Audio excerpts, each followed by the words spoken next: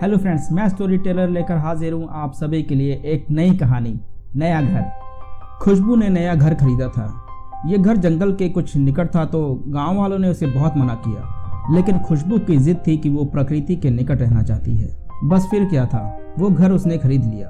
कुछ मरम्मत करवाते वक्त उसे वहाँ एक बंद कमरा मिला जिस पर एक बड़ा सा ताला लगा हुआ था। खुशबू ने जब मकान मालिक से इसके बारे में पूछा तो वह बोला, मैम, जब मैंने ये मकान खरीदा था तो ये बिल्कुल ऐसा ही था, और सुना है मैंने कि जो मुझसे पहले वाला मालिक था उसने अपनी बीबी को मारकर इसी कमरे में दफन कर दिया था।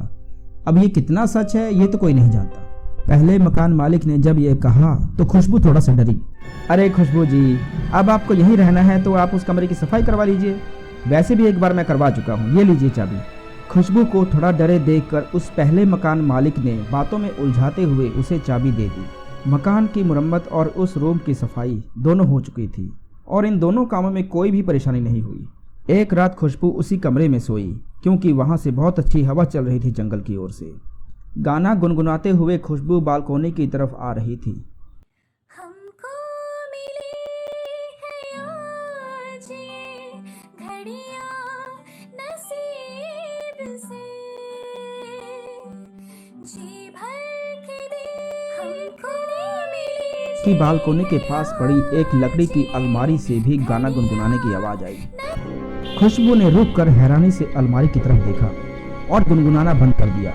वहां से कोई आवाज नहीं आई। ओहो खुशबू, तू भी ना, यहाँ मेरे अलावा कौन गुनगुनाएगा? इतना कहकर उसने अपने सिर पर एक टपली मारी और फिर गुनगुनाती हुई बालकोनी में आ गई। लेकिन फिर उसे वहम हुआ कि कोई उसके साथ गुनगुना रहा है और फिर वो चुप हो गई। लेकिन वह गहरा सन्नाटा था, वहां उसे कोई दूसरी आवाज सुनाई नहीं दी। शायद मेरा ही वहम होगा, चल रिलैक्स कर और सो जा।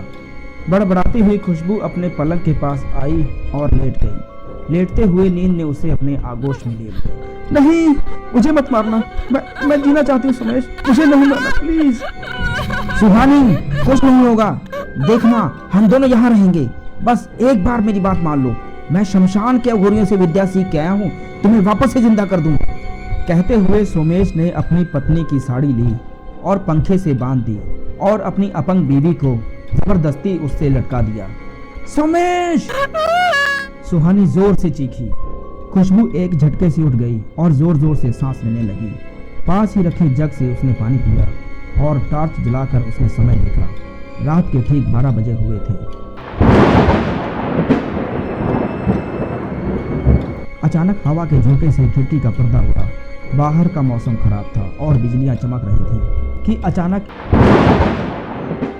एक तेज बिजली चमकी और खुशबू को अपने सामने पंखे से लटकी हुई एक लड़की दिखाई दी। अगले दिन उस घर पर फिर से बिकने का नोटिस लगा हुआ था और वो रूम पहले की तरह बंद था। दोस्तों, कहीं आप ने भी तो कोई ऐसा घर नहीं खरीद लिया जिसमें कोई बंद कमरा हो और उस पर एक बड़ा सा ताला लगा हो?